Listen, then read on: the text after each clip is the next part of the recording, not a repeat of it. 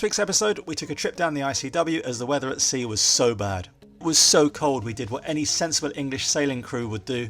Put the kettle on. We drank tea for 4 solid days to keep ourselves warm. But on the upside, we anchored underneath Cape Canaveral just in time to watch SpaceX launch. Amazing. And if you haven't already done so, please subscribe by clicking the icon at the bottom right hand side of the screen. We'll be putting out regular episodes, some with loads of technical information to help you get on the water, as well as our weekly sailing and travel videos. Anyway, enough from me, over to him. Afternoon from a somewhat windswept Hope Town in the Abacos. Beautiful but windy today, what can I say? Anyway, the video that I'm putting out now is a video of our crossing from West Palm Beach to the Bahamas. And we always do a passage plan when we go offshore or when we go anywhere. And looking at the information that we found on the internet, we found it to either be incomplete or we had to use various sources to get information on how to cross, or we found it so full of scaremongering that it kind of is off-putting to a lot of people. Sailors do like to exaggerate a little bit, so I thought that what I would do is do this in 2 parts. There's going to be obviously the video of how we sail across, but also I want to go through our passage planning. It's a little bit technical and a little bit geeky, but for those of you who are in the USA or in Florida and want to cross over to the Bahamas and maybe have some reservations, it is easy if you do it properly. So apologies if it's a little bit too nerdy for you, but fantastic if it helps you get across to the Bahamas. Anyway, hope you enjoy it. At the end, feel free to subscribe if you like what I've done, what we've done, and happy sailing. Well, the first thing you need to decide when you want to cross from Florida to the Bahamas is where to go from and where to go to.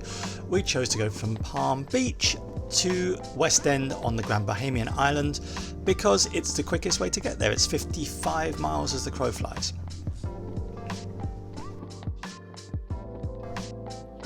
So perceived wisdom states that you should not cross the Gulf Stream when there is north in the wind above 15 knots. I would suggest that any north in the wind above 10 knots and you probably are best avoiding it. Waiting for the weather is really the key to this passage.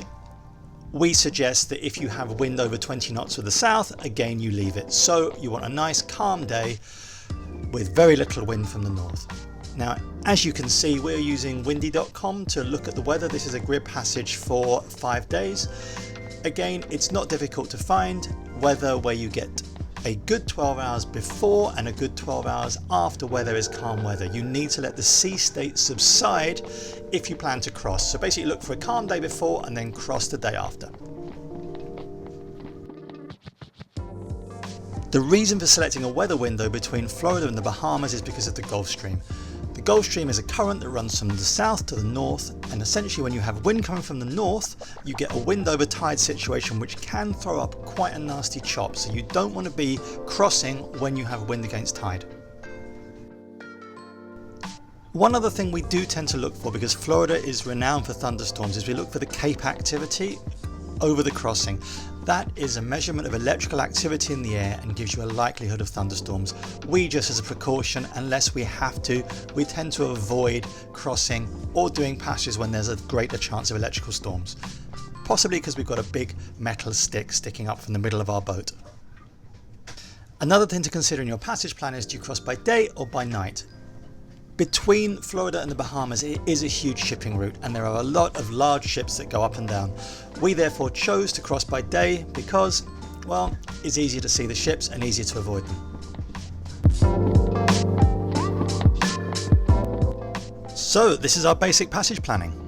We make a point at the start where we intend to leave from. So we'll mark that with a little red circle and we're going to call it A. We then head over to our destination, which is West End in Grand Bahamian Island, and put another little circle which we're going to call B.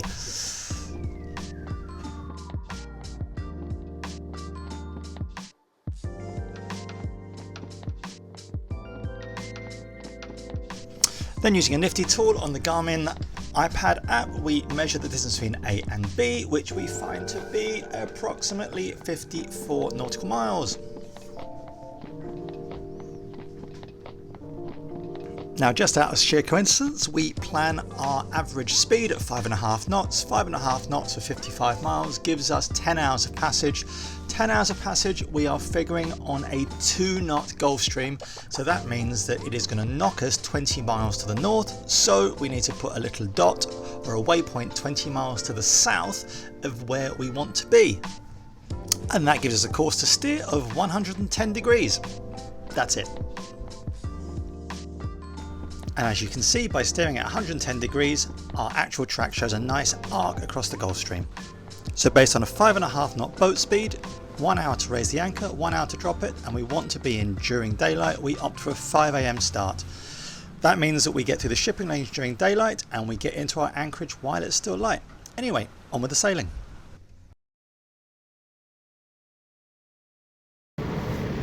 Morning. It's just gone 5 AM.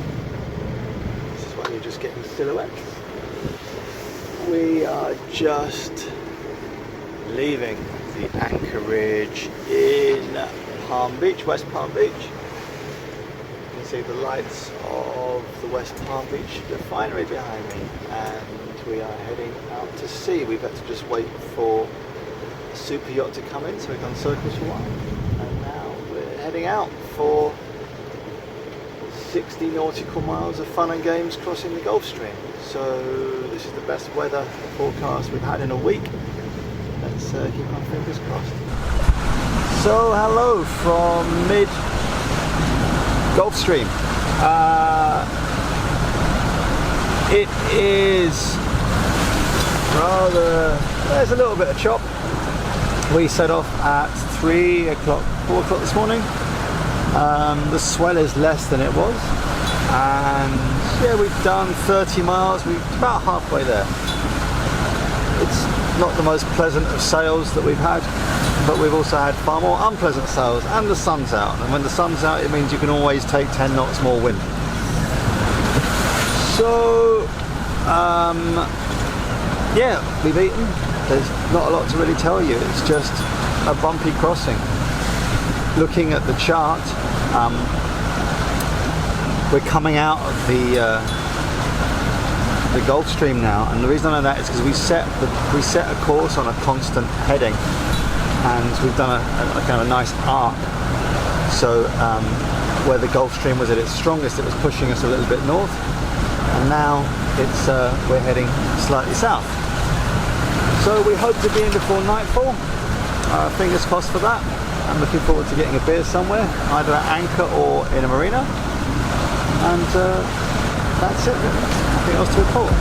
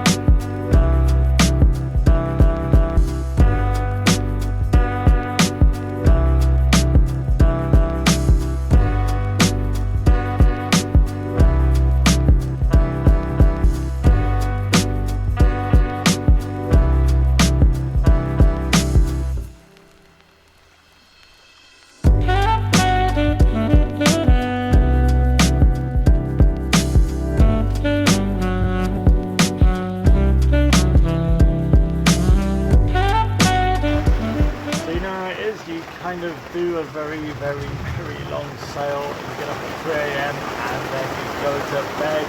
The haters were wrecked in a lagoon near the mainmast. And then 10 minutes after I come into bed, fucking electrical storm hits. So yeah, they've got to now do anchor watch. All part of the joy of sailing. Got 2 anchor alarms on. Just hope we don't get hit by lightning. Anyway, there you go, that's my evening. A nice book, a cup of cocoa, and